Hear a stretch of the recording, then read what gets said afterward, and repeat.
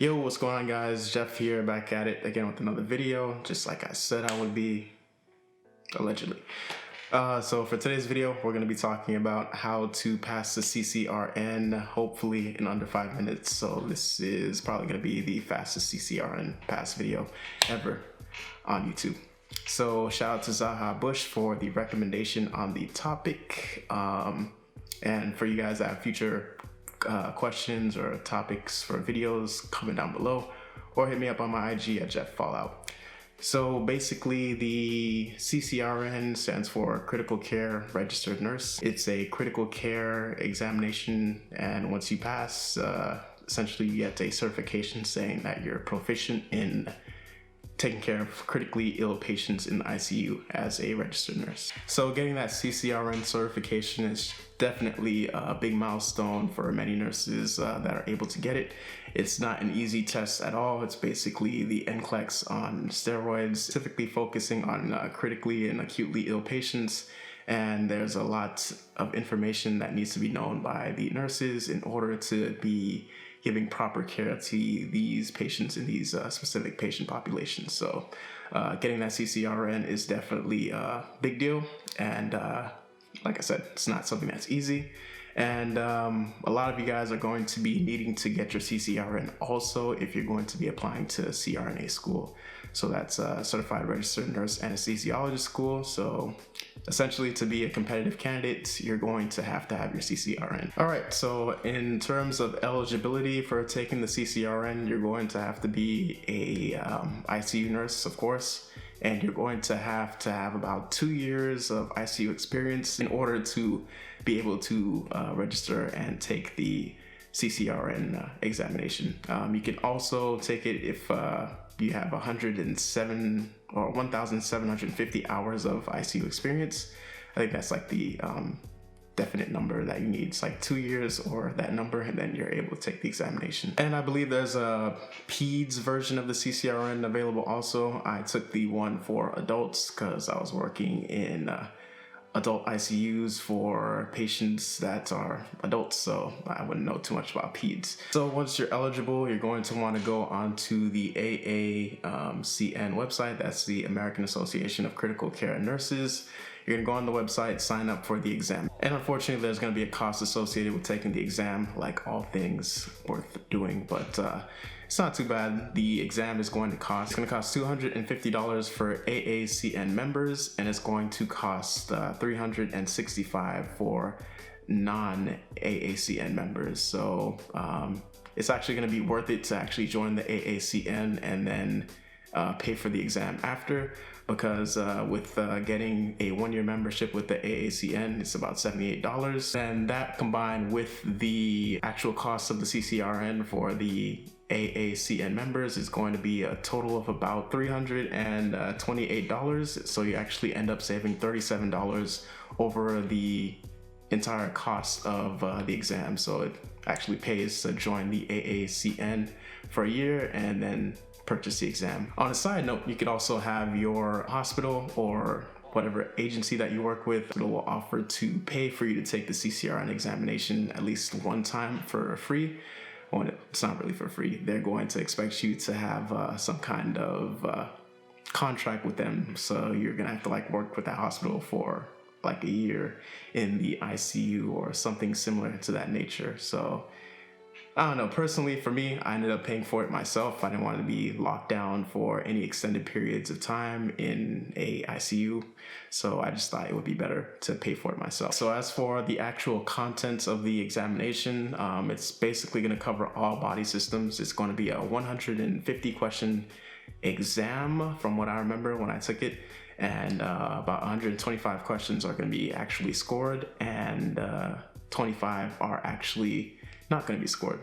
So I think you either have to get an 87 or an 89 on the test to pass actually, and it's going to be focusing on a variety of systems. It's going to be a multi-system exam, so it's going to focus a lot on cardiac and respiratory. I think those are the most heavy portions on the exam, specifically cardiac.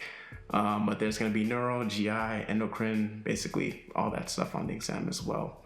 And there's also going to be a portion for like psycho-social aspects of nursing. So that's something to be aware of and something to make sure you study as well. A lot of people don't study that aspect and end up missing some points on the exam. But like I said, it's the NCLEX for critical care, basically on steroids. Honestly, when I took it, I thought I failed, but I ended up passing, so I only had to take it one time. So these are the study methods that I use personally to take the exam. Honestly, I feel like that after every exam I take. So the actual method that I use was the PASS CCRN system.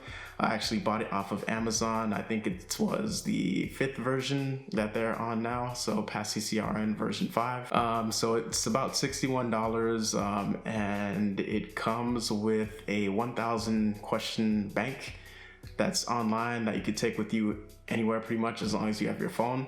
And that was the selling point for me pretty much, because honestly all I used was the questions. I started reading the book for a little bit, but if you order PASS CCRN, you're gonna notice when you get the book, it's gonna be the smallest words that you've ever seen in a book, and they're in like blue text, and yeah, it's a very boring book to read, I'll say that.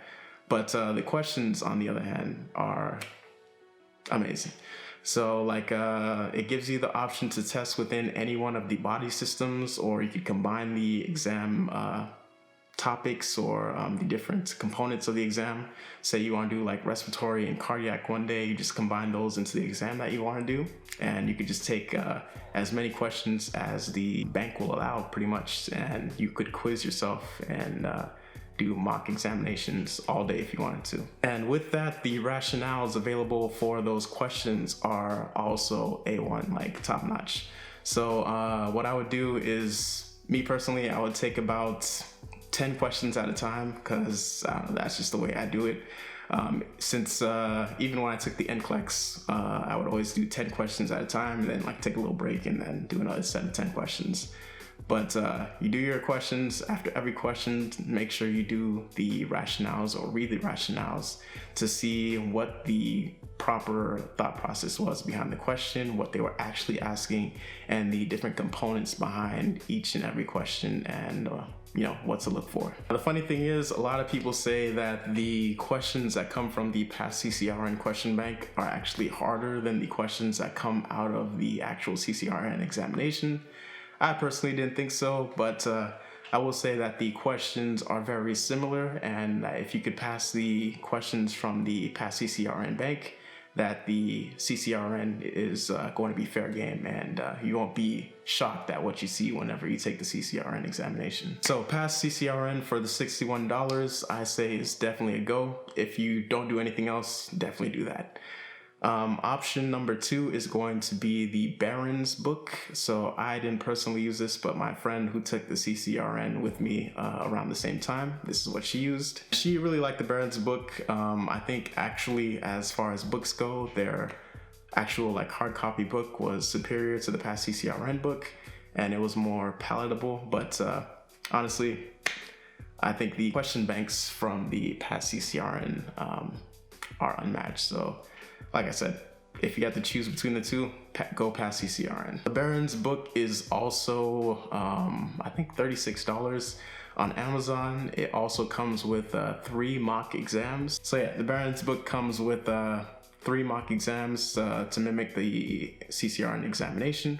So at least you'll get some questions if you purchase the Barron's book and decide to go that route as well. Then we go into option number 3. So this is a free option. So I discovered that if you do like a search for a lifelong nursing channel on YouTube, you'll come across this channel and it has a whole bunch of CCRN review material that is really good as well. So it goes section by section, like going over pertinent information that critical care nurses should know about every organ system and like body system, and the information from that was very helpful for the CCRN examination as well. So they're pretty lengthy videos as well, so if you're deciding to go section by section as far as you're studying, you could supplement the information that you learn from the videos with the information that you learn from the PASS CCRN or Barron's book, and then you could also do questions from the past CCRN question bank as well. So I think if you decided to use all three of those different systems, I think that will definitely get you past your first time around taking the CCRN. And yeah, I don't see any reason why you shouldn't pass the first time if you incorporate all those systems into your studying and take the CCRN examination. But yes, that was basically my method. I use the past CCRN question bank, some book information as well, and then I use the lifelong learning CCRN videos, and like I said, that got me my pass for my first time taking the CCRN examination, and it definitely helped me get into CRNA school as well. So for all you aspiring CRNAs trying to get your CCRN, this is the key right here. So, you know, if you use this video, let me know, comment down below, and let me know if you have any future video ideas. Like I said, comment down below if you have any future video ideas, or hit me up on IG at Jeff Fallout. And yeah, more videos to come, and I'll catch you guys on the next one.